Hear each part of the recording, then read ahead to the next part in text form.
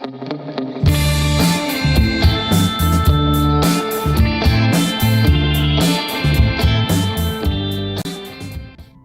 à toutes et à tous. Voici le 3e épisode sur les frontières folles. Toutes les coordonnées des lieux présentés dans la vidéo sont à chaque fois écrites, n'hésitez pas à les voir de vous-même.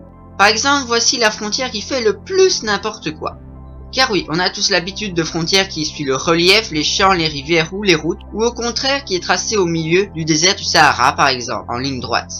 Mais ici, entre la Papouasie-Nouvelle-Guinée et l'Indonésie, il y a une frontière vraiment très spéciale. Une ligne droite, mais avec une petite exception, juste ici. Une autre longue frontière toute droite est celle entre les États-Unis et le Canada. Et là aussi, il y a une petite exception. En effet, au Minnesota, la frontière fait une petite bosse vers le nord. Mais c'est plus qu'une simple bosse. En effet, c'est une exclave séparée de son pays par un lac. Et c'est également le point le plus au nord des États-Unis d'Amérique. Une étendue d'eau qui sépare un territoire de son pays, c'est assez commun, comme la Nouvelle-Calédonie pour la France par exemple. Mais il en existe des très proches du reste de son pays, sans que ce soit une île.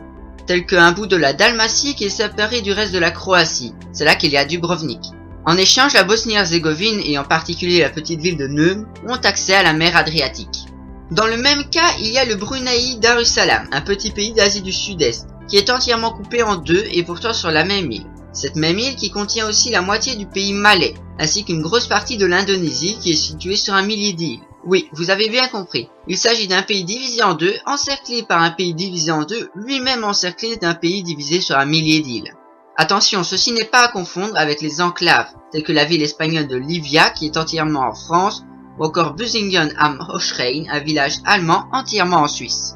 Dans certains cas, une frontière n'est pas folle, mais peut rendre les gens fous, en coupant des maisons, des parcelles, des places. C'est le cas au niveau de la frontière États-Unis-Canada, vu qu'elle est tracée toute droite, notamment à Derby Line.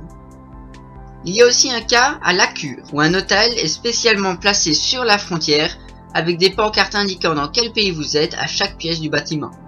Au sud de la Moldavie, près de Odessa, on pourrait croire que le pays borde la mer Noire. Pourtant, si l'on zoome un petit peu, on peut vite se rendre compte que l'Ukraine possède une bande de terre de 2 km entre le pays et la mer. Mais si l'on zoome encore un peu plus, on remarque finalement que la Moldavie est en contact avec la mer Noire. On peut remarquer d'autres genres de frontières suivant comme ça de peu la mer, telles qu'au lac Maracaibo au Venezuela, et en golfe de Guinée avec la frontière entre le Bénin et le Togo. Savez-vous combien il existe de tripoints, c'est-à-dire là où 3 pays se touchent? Il y en a 169. Mais savez-vous combien il y a de quadripoints dans le monde entier? Eh bien, il y en a 0. Pourtant, entre le Zimbabwe, la Zambie, l'Angola et le Botswana, il y a 2 tripoints à 100 mètres d'écart. Donc on peut parler de quasi-quadripoints.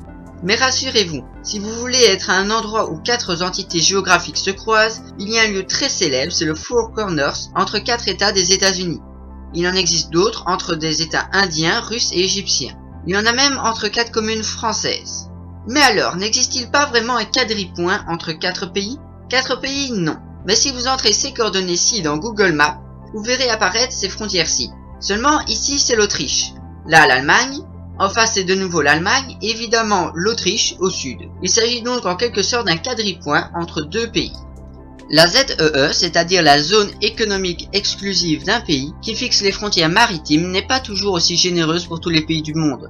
Pour cela, rendez-vous sur OpenStreetMap, qui représente les frontières maritimes. Alors on peut observer par exemple que le Guatemala ne possède que 20 km au-delà de sa côte, alors que le Mexique, 30. Mais les meilleurs sont les Péruviens. En effet, le Pérou possède la plus grande ZEE. Elle fait 400 km de long.